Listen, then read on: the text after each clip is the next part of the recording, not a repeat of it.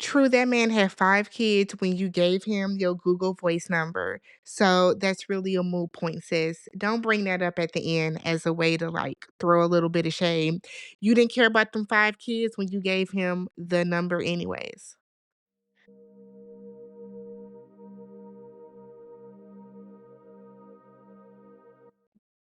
What's up, y'all? Welcome and welcome back to the channel. I'm Tammy. This is Tammy Talks. We are here to talk Ready to Love, Season 10, Episode 4, Poly Pool Party. If you guys are brand new to the channel, do me a favor and hit that subscribe button. If you guys have been watching and you just have not subscribed yet, hit the subscribe button. Thumbs up the video. Let's talk about the episode down below in the comment section, all right? So we start off with them being in the men's lounge. I guess they're going to be in the same boat for both the men's lounge and the women's lounge.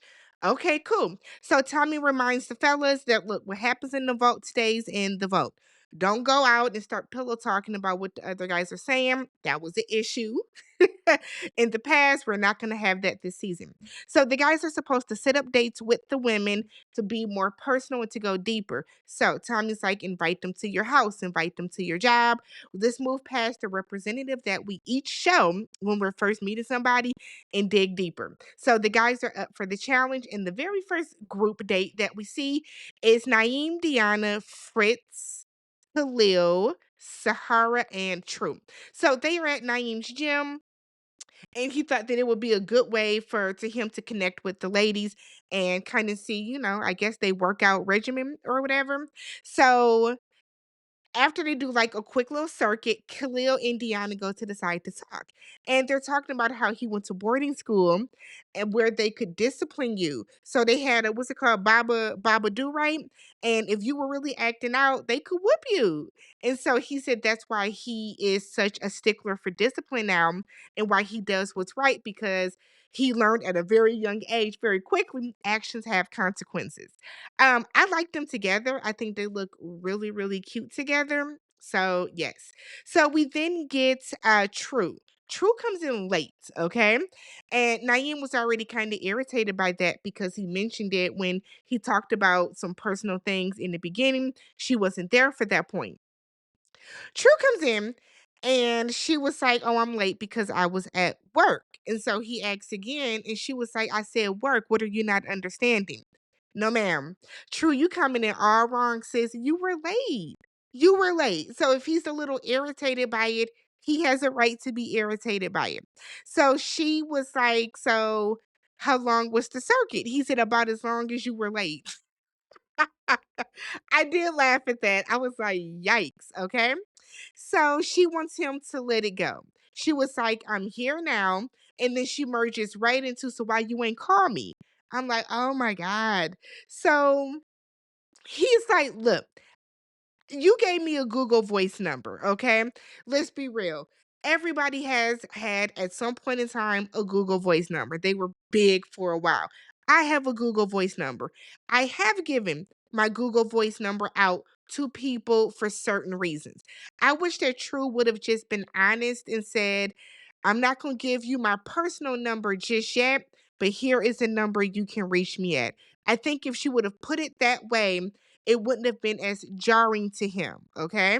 But whatever. So he was like, "Well, I called you the other day," and she said that, and she, True, sent back 3 question marks.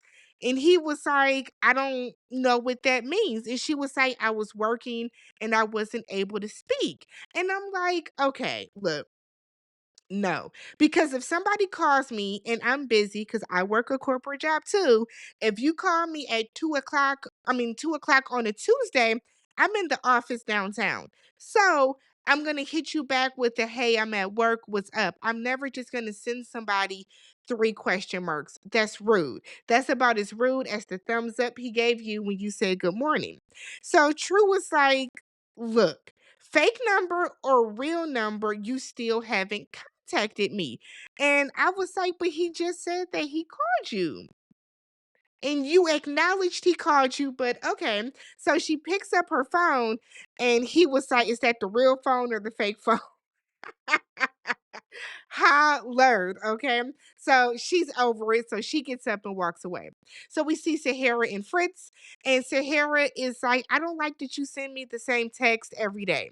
Like you text me and say, like, hey friend, or yo, or something like that. Like, I want you to talk to me like you're trying to date me, like you're trying to court me. So she was like, "You're copying and pasting the same thing every day. It feels like you're friend zoning me." He doesn't deny it. He doesn't whatever. But I'm like, are you copying and pasting the same text to her every day? You can't switch it up a little bit? Like, come on, Fritz. I feel like that's a lack of just emotional intelligence. To send somebody the exact same message every day, is that all y'all are saying throughout the day? Is it just the good morning queen? Because he looks like a good morning queen. And then she might say something back, and then he gives her like something else, a couple words, and then he redoes it the same day. Because he said it was the same three texts every single day. How does Fritz not realize that that's wild? That's interesting. Very, very interesting to me. So we then see True and Khalil. So they're over talking to the side, and they both talk about how dating is intentional for them. They want to, like, at the age that we're at now, if I'm dating, I'm looking for a husband, right? I'm not dating, just to be doing something. So she said that she wants to wait to have kids with her husband. And so he asked her how old she is, and she doesn't want to answer. She was like, I'm grown. And he was like, "Okay." She was like, like mid-grown, grown. Khalil sees this as a red flag because why can't you just say how old you are? I've never understood why people are so weird about their ages. Anybody that asks me my age, I freely tell them. I tell people without them asking my age. I don't know why it's such a big deal. It doesn't I don't quite get that. On top of that, she was weird about it too. She was being super weird about it. So we then see Cam, Tay, Rocky, and Hussein. So they are over at Cam's house to play some games, but really they're just answering questions out of a bowl. But if that's the game, that's the game. So Hussein pulls a question that asks what his favorite place to get kissed is. He said his neck and then his ab area. Take is asked what has been a life defining goal, the life defining moment for her. She said her graduating, because that's very rare. The position she has, her career she has, is rare for a lot of African American women. Rocky starts talking about how she lost her job. She started selling drugs, and it taught her to be humble and to not take what she has for granted. And then Cam said that he used to be super depressed and struggling. And when he was like at his wits' end and was like, whatever, when it comes to life, he would hear his niece's voice in his head. So he was able to change his mindset because of that. So they had a real serious time over at their game night, but everybody was vulnerable. And I think that it was good for that particular group. We get a solo date with Cam and Rose, and they were excited to see each other, like super excited to see each other. So she orders scallops, he orders oysters, and he asks her, what quality do you need in a partner? She was like stability, communication, trust, loyalty. So Rose said that she has been cheated on by every relationship that she has been in. So one thing that she's made sure to do is she hasn't lost hope or faith in love, and she's not going to give up. She also makes sure that she doesn't make anybody pay, she doesn't make her next pay for the sins of her ex. So she treats every relationship very fresh and very new, which is a good mindset to have because a lot of people, man and woman, do take a lot of baggage into new relationships where if they have been cheated on before in the past, if they have had whatever issues, they kind of take that out on the next person. And she's like, she's not gonna do that. So she wants to pray over the food. Remember, Cam is the gentleman that is not really into religion and spirituality like that, but he is okay with expressing gratitude and giving gratitude for what they have. And he said he was okay with her prayer. He even sealed it with an amen, and so she loved that. She was okay with that. I think they're cute together. We'll see what happens though. So Fritz is hosting a pool party at his house where it's Naeem, Eddie, Cisco, Shanice, Angie, Coley, and Kiara. Eddie is cooking the food though. I said, how you hosting the party but you not cooking? Why is not at Eddie house then? I guess because he has the pool. So we see a conversation between Cisco and Shanice, and she wants to have a connection with someone that is spiritual. She said that she wants somebody to pray with and to pray for and to have that person pray over them. And Cisco's eyes light up when he heard that because he wants that type of relationship as well. We then see Fritz and Shanice jump in the pool fully clothed. I said, oh, girl, okay. Okay. We then see Fritz and Coley. So they're sitting over to the side, and she said, I looked at your Instagram and you are following hashtags about polylife. See, I'm not here for polygamy, I'm here for monogamy. And Fritz was like, what I follow doesn't reflect what I actually believe in. He was like, I just thought it was interesting. So, I follow that. No. No, no, no, no, no. I would think something like that too, because if I see that a guy that I'm interested in talking to is following different polygamy hashtags, yeah, I'm going to think that you're more than just interested in it. Not curious about it, but you're interested in it to the point that you want it in your algorithm. That's something. That's that's something, okay? Because there are things that I'm interested in or curious, not interested in, but things I'm curious about. I'm not going to follow the hashtag. I'm just going to go research it. Okay. So we see Kiara. They're in the house and they're talking, and she's talking about how she was dating somebody and he cheated and she took him back, and then he went to jail and he's still in jail, getting out soon. So she feels that that was God saying, you're not going to do it, so I'm going to do it for you and take him away from you. It is apparently one of her son's fathers. And she said that he's getting ready to get out soon, but for now, it's just her and her son. Kiara, I'm not going to hold you. It gave a little bit of when he comes out, you're back on him.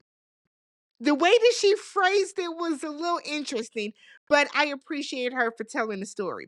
We then see a conversation with Eddie and Angie. They're hanging out on the back porch, and Eddie feels that Angie is giving the type of partnership vibes in a relationship that he likes. When he was out there cooking, she was bringing out the hot dogs and bringing out the food to him, and he said that type of stuff is important to him. They do a little like cuddling on the couch. It was cute. They look cute together. I do like them together.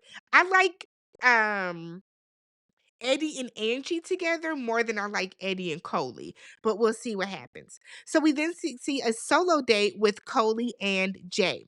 So they're playing some miniature golf, and said that Coley is not really his type because at first glance he thought she was just like a little spoiled rich daddy's girl. But the more he talks to her, the more that he really likes her, the more that they're connecting. So they talk about what they think love is, and Coley feels that love is not just words. She's a very action oriented person. Jay said love is communication, it's empathy, it's loyalty. And he's saying all the right things, all the right things. And so you can see Coley is melting a little bit. He's making eyes at her. I didn't see like real sparks, but you can tell that they do have a little bit of chemistry, okay? So he asks her, is sex a big thing for her? And she's like, sex means a lot to me. So I don't just have sex with just anyone. So she said that she wants it to be with someone special. And Jay appreciates that. He likes that. He tells her that she has him sweating. She was like, it's not the sun. He said, nah, ain't no sun over here. So they have a cute little moment, a cute little date. But I still think that Kiara is Jay's number one. And he confirms that later for us. So we get to the men's lounge, okay? The first one. They go around, they talk about who they're all feeling, and it's always the typical like the what's Angela Simmons' name? Kiara. Oh my God. I can't think of her name now. Hold on. Because I don't want to call Kiara, Tay, Deanna, Shanice. So we are like for right now, when they're throwing out who they like, cool. Let's get to who they are not feeling, okay? Right away, the guys are saying true. So Naeem brings up that she gave a fake number. Khalil was like, she won't tell her age. They said it's hard to find the truth in the truth. I said, yikes. And then once again, they're talking about Sahara. They said that she's so rough. Fritz said that she needs a little more decorum. I said, damn. Decorum is kind of a strong word to describe her. I thought that was a little rude. That was a little rude, Fritz. I didn't like that at all. So Tommy tells the guys, look, take the ladies out, let them know what's what, and then send somebody home, okay? So the first date we see is Cam and Sahara. So he asked her, where you been? She was like, where you been? I said, I think the way that you approached her was wild initially. Sahara is a woman that you need to approach a certain way. You can't talk to everybody the same way. I feel like that opening statement puts Sahara like in a defensive mode. So Cam tells her, look, your name came up today when we met with Tommy. He said, everybody thinks that you give homie vibes. Sahara's response was, the guys need to work through that. Sahara, baby, no. This is what they told you at the mixer. You give homie vibes. It's not for the guys to work through. It's the vibe you're giving off, sis. So Cam is like, look, the guys need you to show other sides and to take this seriously. So Harris said, maybe I should just eliminate myself. So Cam tells her, look, we believe you are still ready to love, but you have to find a way for the guys to get through this tough exterior. I myself, Cam said, I'm patient enough with it because I really, really like you, but you gotta find a way to do this. In her confessional, Sahara said that the guy's perspective is bullshit. Sahara's not gonna be here long because we see this every season. Somebody is consistently in the bottom and they're being told what the other group needs for them to do, needs for them to change, and they're never receptive to it. Now, Sahara, if all these guys are saying that you're giving the homie vibes, there is some truth to it, sis. There's a little bit. If you feel that this is just your personality, and this is how you are, that's perfectly fine too. Perfectly fine. But then it may be best for you to self eliminate because these are not your guys. Okay. So we then see Khalil and True. So Khalil is like, True. The guys thought that you were cool and professional. However, there's some issues with some honesty, about phone numbers and that type of stuff. True said it was a privacy thing. I don't really know y'all like that. Now, like I said earlier, I have a Google Voice number myself as well. But if there is a guy that approaches me and I'm not feeling him and I feel like I need to be a little more private when it comes to him, I'm going to give you my Instagram. I'm not going to give you my Google Voice number. If I feel that I can't give you my personal cell phone number, if I can't give you this, then I'm not going to give you anything at all. And I think that that is something that True has to acknowledge, right? Because you're not giving him a real reason. You can't keep saying entrepreneurs have different phone numbers. Yeah, they do. They absolutely do. But at the end of the day, he was under the impression that he was getting your personal phone number. And I guess my thing is, considering you didn't give him your personal phone number, why aren't you reaching out to him? I don't understand True's stance with this. I don't. It does to me it doesn't make sense. So she was like, it was just one guy, the guy with the 5 kids. Yeah, the same guy with the 5 kids that every time you see him, you're asking why he hasn't called you. So you don't care about the 5 kids. So don't bring that up because you don't care about it. He had 5 kids when you gave him your Google Voice number. Okay. He had 5 kids. The 4 times in 3 episodes that we have seen you ask this man why he hasn't contacted you. He's had 5 kids this entire time. So Khalil was like, I mean, you also didn't want to say your age. And she was like, who asked me my age? He was like, I did. I asked you your age. And she was like, but I answered. He was like, no, you didn't. So she was like, well, ask me again. So he's like, "So how old are you?" She was like, "Oh, I'm 35." And he was like, "But why did I have to ask you that 2 or 3 times?" And she was like, "You don't." He was like, "Look, there's a lot of mystery when it comes to you." And I don't know what True's game plan was coming into this, but like you just handled some things wrong, True. You just handled a couple things wrong. So he tells her, "Look, we, the guys, we feel that you are not ready to love." So True was like, "Okay, is our food coming?" So now she's being dismissive. Now they get defensive and rude. So she was like, Naeem was like a cancer that infiltrated and got into the men's heads. It wasn't Naeem, sis. I don't think it was Naeem. So she was like, "There are women here that are older than me." What does that have to do with anything? If there are women there that are older than you could have said your name. So I think she handled this terribly. Terribly. It wasn't a good look. And I feel like at the reunion, she's going to come in super hot. But let me know what you guys thought about this. Do you guys think that True should have gone home? Or do you think that the guy should have sent Sahara home? Honestly, I think they should have sent Sahara home. Y'all keep saying y'all are getting homey vibes from her. Um, but I don't know. Maybe there's more to True that we're not seeing that the guys saw that they didn't like. Let's talk about it down below. If you haven't already subscribed to the channel, thumbs up the video, and I will catch you guys in the next one. Peace.